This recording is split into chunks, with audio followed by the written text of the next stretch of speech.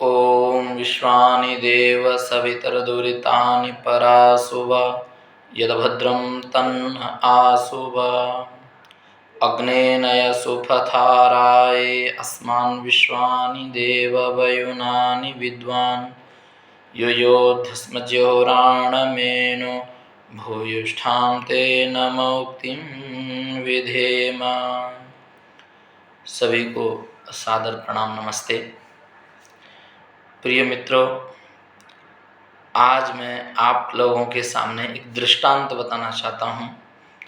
वर्तमान में हम जो हैं इस संसार में एक कीट के समान हैं, पतंग के समान हैं।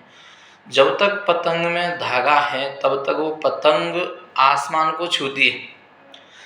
जैसे ही पतंग का धागा टूट जाता है, अलग हो जाता है, तो उस पतंग की स्थिति धरती पर ही आती है, उसका अस्तित्व धरती पर आ जाता है। उसी प्रकार हमारी ही स्थिति है।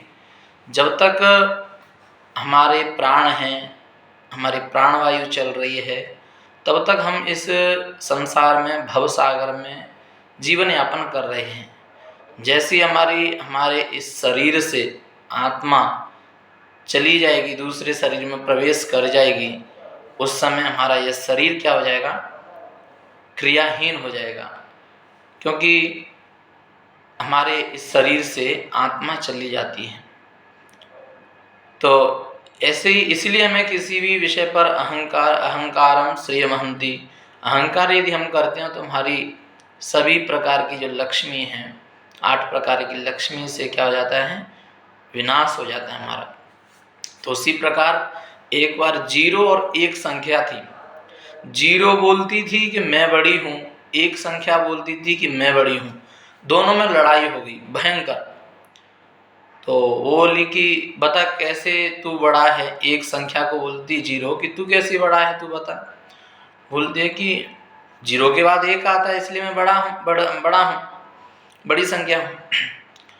तो 1 ने पूछा 0 से कि तू कैसे बड़ी है। तो 0 बोलती है कि देख 1, यदि मैं तेरे पीछे लगती हूँ तो तेरा 10 गुना कर देती हूँ। अभी तू 1 है, यदि तेरे पीछे मैं लग जाऊँ तो कितना हो जाऊंगी? तू कितना हो जाएगा? 10 गुना हो जाएगा, 10 हो जाएगा। यदि 2 बार लग गई तो 100 और 10 गुना, 3 बार लग गई तो 1000 और 10 गुना 100 का।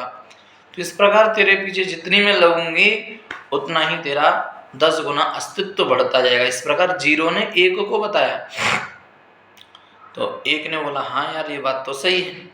तो बोली कि ठीक है, तू ही बड़ी है। हाथ जोड़ के विनम्र प्रार्थना करके 1 संख्या बोली कि तू ही बड़ी है 0 को। लेकिन फिर 0 में ज़्यादा अहंकार आ गया। जब तक उसने अस्तित्व को माना तब तक 1 ने माना, लेकिन जब उसमें अहंकार आ गया, सब जगह प्रचार प्रसार करने लगी वो 0 संख्या कि मेरा इतना अस्तित्व है कि मैं सबको बिठा सकती हूँ। अच्छा, तो 1 के बाद में 5 0 लग गई और उसको बोले कि देख तेरा अस्तित्व इतना हो गया मेरे कारण। तो 1 ने बोला कि बहुत हो गया, हमारे ऊपर तुम्हारी कृपा नहीं चाहिए, हम ही यहाँ से खिसक जाते हैं। तो 1 संख्या जो थी वो खिसक गई, 5 0 रह गई। तो 0 का अस्तित्व क्या रहा? 0 ही रहा। इसीलिए हमें कभी भी अहंकार नहीं करना चाहिए। सिया राम में सब जग जानी, सब कुछ जो हमारे पास में, सब कुछ ईश्वर परम पिता परमात्मा का दिया हुआ है। हम जब आए थे संसार में तब भी हमारे तन पर कपड़े पहनाने वाले कोई दूसरे व्यक्ति ही थे। जब हम जाएंगे यानी हमारे माता पिता, कोई रिश्तेदार, कोई भी हो सकता है। और जब हम इस संसार से जाएंगे यानी इस भवसागर से जिस दिन हमारी मुक्ति होगी, उस दिन भी हमारे पहने हुए कपड़ों को निकालने वाले इस दुनिया के ही लोग रहेंगे। इसलिए हमें किसी भी प्रकार की चिंता नहीं करनी चाहिए, अधिक विषयों पर नहीं सोचना चाहिए। सब में, चींटी से लेकर के हाथी तक, पेड़ पौधों में, सिया राम में सब जग जानी, करहूँ प्रणाम जोर जुग पाणी का भाव रखते हुए हमें जीवन यापन करना चाहिए। अहंकारम श्रियमहंति, अहंकार तो बिल्कुल भी नहीं करना चाहिए। अभिमान, गर्व करना चाहिए। गर्व करना चाहिए, अहंकार तो लेस मात्र भी नहीं होना चाहिए। इस प्रकार से 0 और 1 का जो अस्तित्व था वो मैंने बताया आपको, एक रहस्य, एक दृष्टांत बताया। इस दृष्टांत से हमें ज्ञान लेना चाहिए कि हमारा अस्तित्व जो है परमपिता परमात्मा के कारण है। यदि मैं करेंगे तो क्या है, अहंकार आता है। वो परमपिता परमात्मा ने ही सब कुछ दिया है। जब लगेगा कि ये जीव ज़्यादा ही मैं कर रहा है तो उससे सारा कुछ छीन लेता है, और जब छीन लेगा तो मैं कहने का अस्तित्व नहीं रहेगा। इसीलिए हमें कभी भी अहंकार नहीं करना चाहिए। सब कुछ है, जितना है पर्याप्त है, संतोष रखना चाहिए। प्राप्ति ही पर्याप्त है, इस प्रकार की भावना रखनी चाहिए हमें, और ईश्वर में चित्त लगाना चाहिए। परमपिता परमात्मा ने हमें प्राणवायु दी, ये संसार दिखाया, जगत दिखाया। जगत की प्रकृति का यदि हमें भोग करना है तो हमारे शरीर को उस उपभोग के लिए अच्छा रखना होगा। गरीब जो है, एक गरीब है, एक अमीर है। गरीब कुछ प्राप्त नहीं कर पाता है। गरीब यदि सोचे कि होटल में मैं खाना खाने जाऊं, अच्छे अच्छे खाने खाऊं, वो नहीं खा पाता है क्योंकि धनाभाव है। अमीर के पास धन का अभाव नहीं है, लेकिन उसने ऐसे कर्म किए, ज़्यादा अधिक धन होने के कारण लक्ष्मी का दुरुपयोग किया कि वो होते हुए भी, जैसे बीपी, शुगर, डायबिटीज़ इत्यादि हो जाती हैं, तो वो क्या होता है, ज़्यादा नहीं खा पाते हैं, है ना, ज़्यादा नहीं खा पाते हैं ना, तो बोलते, डॉक्टर मना कर देता है, ये नहीं खाना है, मिठाई नहीं खानी है, कर देता है ना, मिठाई नहीं खानी है, और केवल दाल का पानी पीना है। तो दाल के पानी तक सीमित रह जाता है करोड़पति, और रोड़पति कदाचित मिठाई भी खाता है, कदाचित रोटी के साथ, नमक के साथ रोटी भी खाता है। तो उस प्रकार हमें जीवन रखना चाहिए। दानम भोगो नाशत् तिस्रो गतयो भवन्ति वित्तस्य यो न ददाति न भुंक्ते तस्य तृतीया गतिर्भवति। तृतीया गतिर्भवति कस्य यो न ददाति न भुंक्ते। यदि कोई व्यक्ति किसी अपने धन का दान नहीं करता है, उपभोग नहीं करता है, तो उसकी क्या गति होगी? तीसरी होगी, मेरे पास धन है 10 रुपये, मैं किसी को 5 रुपये दे नहीं सकता, ना मैं कुछ खा सकता। क्यों सत्यम जी? ना मैं खा सकता हूँ, तो उसका क्या होगा? रखा रखा रह जाएगा। हम श्री वेंकटेश्वर की चरण शरण में पहुँच जाएंगे, उसका उपभोग कौन करेगा? दूसरे लोग करेंगे। गति तस्य तृतीया गति नाश हो जाएगा यदि हमने उसका उपभोग दान नहीं किया होगा तो, है ना बात सही? तो इसलिए तुलसीदास बाबा कहते हैं, सो धन धन्य प्रथम गति जाकी।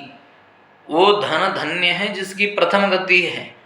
प्रथम गति कौन सी है? दानम भोगो नाश तिस्रो। दान भोग नाश, ये 3 गति होती हैं। इसीलिए हमारा जब तक ये जीवन है, सत्यचित आनंद घन स्वरूप परमपिता परमात्मा के श्री चरणों में तल्लीन हो जाना चाहिए। और जब परमपिता परमात्मा की चरण शरणों में हमारा ये मन चित्त लग जाएगा तो हमें धीरे धीरे आसक्ति जो है, विरक्ति है, संसार से मुक्त हो जाएगी और परमपिता परमात्मा में ही ध्यान लगाएंगे। अतः हमें अपने विषय में आत्मा क्या है, परमात्मा क्या है, जब आत्मा चली जाएगी तो कहाँ जाएगी? परमात्मा में विलीन हो जाएगी।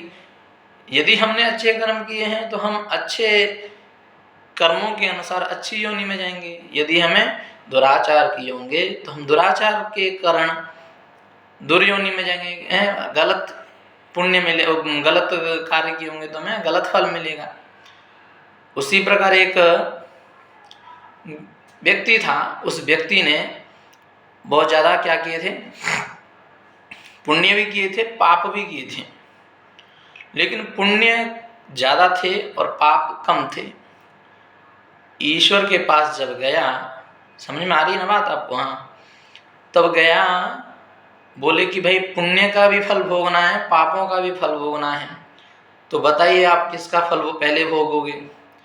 उसने बोला कि भाई ऐसी बात है तो हम थोड़े से पाप हैं, पापों का पहले फल भोग लेते हैं, उसके बाद में तो आनंदमय चित्त स्वरूप आनंद में रहना है। ठीक है, उसको गिरगिट बना दिया कि जाओ लेकिन गिरगिट बन गया तो चींटियों को इतना खाया कि जो पहले के पुण्य थे वो भी क्षीण हो गए, क्षीण हो गए। तो उसको उस पुण्य का अवसर नहीं प्राप्त हुआ, क्योंकि वो पाप ही इतने किया कि द्वारा वो पाप के ऊपर, पुण्यों के ऊपर पाप करता गया, द्वारा अवसर नहीं मिला।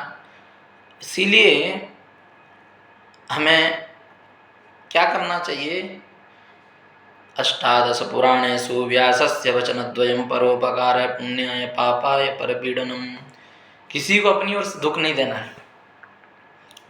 कोई एक बार गलत भी बोल देता है, बोल दीजिए, कोई दिक्कत नहीं है, लेकिन हमें अपनी ओर से उसके लिए गलत नहीं होना है। इस प्रकार आनंद में रहना है, मस्त रहना है, स्वस्थ रहना है। ओम नमो वेंकटेशाय।